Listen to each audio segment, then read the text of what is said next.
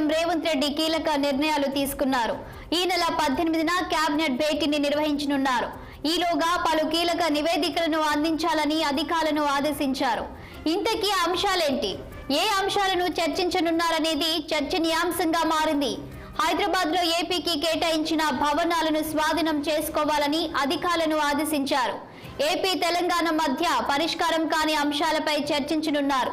ఈ నేపథ్యంలో 18న కేబినెట్ భేటీ కానుంది. ఈ భేటీ ప్రధానంగా తెలంగాణ ఏపీ మధ్య పరిష్కారం కాని అంశాలపై సీఎం రేవంత్ సమీక్షించారు.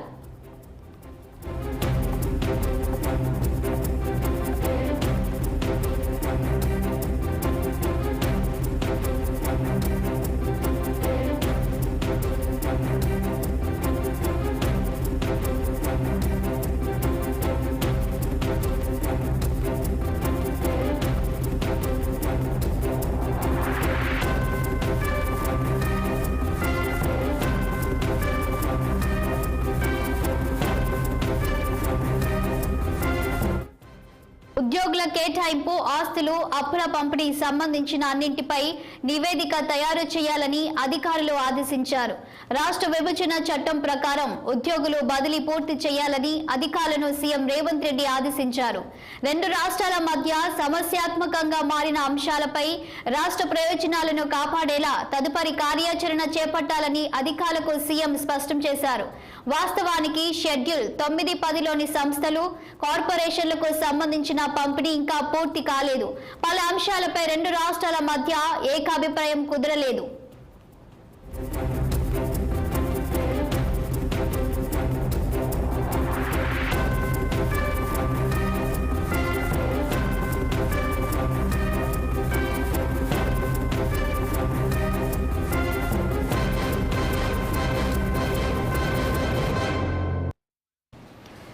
ఇక ఇదే అంశంపై పూర్తి డీటెయిల్స్ అందించడానికి మా political bureau chief Ram live లో సిద్ధంగా ఉన్నారు. Ram, over to you. రాష్ట్ర సచివాలయంలో ముఖ్యమంత్రి రేవంత్ రెడ్డి అధ్యక్షతన రాష్ట్ర మంత్రివర్గ సమావేశం జరగనుంది. ఈ మేరకు అధికారికంగా ఎజెండా కూడా ఖరారు చేయడం జరిగింది సమావేశానికి సంబంధించి. అయితే ముఖ్యంగా మొన్నటి వరకు ఏదైతే లోక్సభ ఎన్నికల పోలింగ్ ప్రచారము, పోలింగ్లో ఉన్న ముఖ్యమంత్రి రేవంత్ రెడ్డితో పాటు మంత్రులందరూ కూడా ఇక పరిపాలనపై దృష్టి సారించాలని చెప్పి భావించారు. ఈ మేరకు 100% నేను రాజకీయ కార్యక్రమాలు అవన్నీ పక్కకు పెట్టి కేవలం పరిపాలనపైనే దృష్టి సారిస్తానని చెప్పి ముఖ్యమంత్రి రేవంత్ రెడ్డి చెప్పడం జరిగింది. వచ్చే నెల 6వ తేదీతో మొత్తం పూర్తి స్థాయిలో దేశవ్యాప్తంగా మన రాష్ట్రంలో కూడా ఎన్నికల కోడ్ ముగుస్తున్న నేపథ్యంలో తదుపరి కార్యాచరణపై ముఖ్యమంత్రి రేవంత్ రెడ్డి పావులు కలుపుతున్నారు. ఇప్పటికే రాష్ట్రంలో ముఖ్యంగా ఫైనాన్స్ డిపార్ట్మెంట్ అనేది చాలా ఇంపార్టెంట్. ఈ ఆదాయ వనరుల సమీకరణ అనేది రాష్ట్రానికి అతి భారీ అంశం అని చెప్పి ఈరోజు ముఖ్యమంత్రి భావిస్తున్నారు. అందులో భాగంగానే నిన్నటి నుంచి కూడా వరుస సమీక్షలు చేస్తూ ఉన్నారు.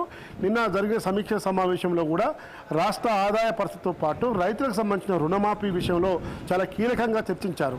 ఇప్పటికే రైతులకు రుణమాఫీ 2 లక్షల రుణమాఫీ చేస్తాను, దాదాపు 40,000 కోట్ల రూపాయల నిధులు ఎలా సమీకరించాలి దానిపైన కేసీఆర్ ముఖ్యమంత్రి రేవంత్ రెడ్డి కసరత్తు చేస్తూ ఉన్నారు.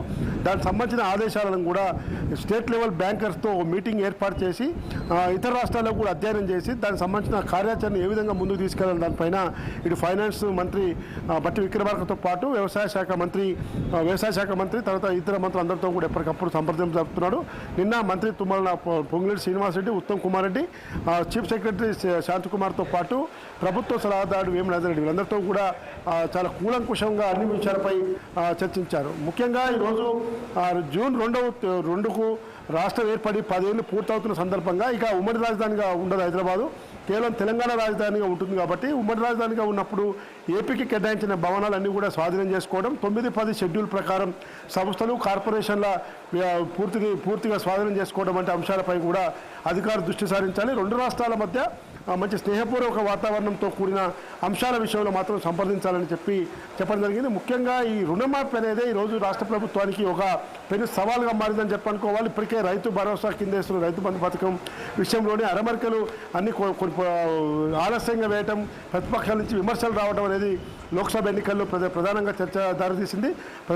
లోక్సభ ఎన్నికల్లో ఈరోజు రుణమాఫీ అంశమే పెద్ద ప్రధాన ఎజెండాగా మారింది. ఆగస్టు 15వ తేదీలోపు ఖచ్చితంగా 2 లక్షల రుణమాఫీ రైతులకు చేసి తీరుతారు. ఆ దిశగా కాంగ్రెస్ ప్రభుత్వం అడుగులు వేస్తుంది అని చెప్పి ప్రచార సభల్లో ఎక్కడికక్కడ దేవుళ్ళపై ఒట్టేసి ముఖ్యమంత్రి రేవంత్ రెడ్డి చెప్పాడు. కాబట్టి ఇప్పుడు ఆ విషయాన్ని ఖచ్చితంగా తన ప్రెస్టేజ్గా ప్రతిష్టాత్మకంగా తీసుకున్న రేవంత్ రెడ్డి దానికి ఏ విధమైన నిధులు సేకరించాలి, 1000 కోట్ల నిధులు ఎట్లా సమకూర్చాలి, స్టేట్ లెవెల్ బ్యాంకర్స్ సమావేశం ఏర్పాటు చేసి అందులో ఉన్న అంశాలు ఏంటి, అందులో ఉన్న ప్రయారిటీ ఏంటి, ఇతర మార్గాల ద్వారా ఏ విధంగా నిధులు వస్తాయని దానిపైన దానికి సాధ్యాసాధ్యాల దానిపై కూడా కసరత్తు చేస్తూ ఉన్నారు.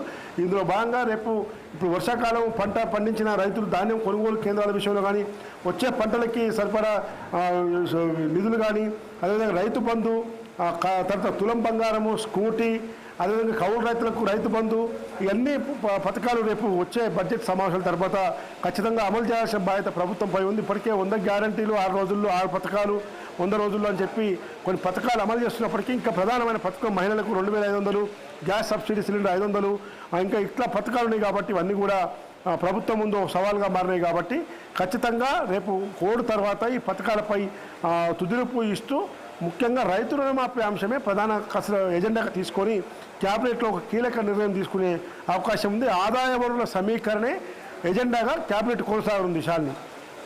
Thank you Ram.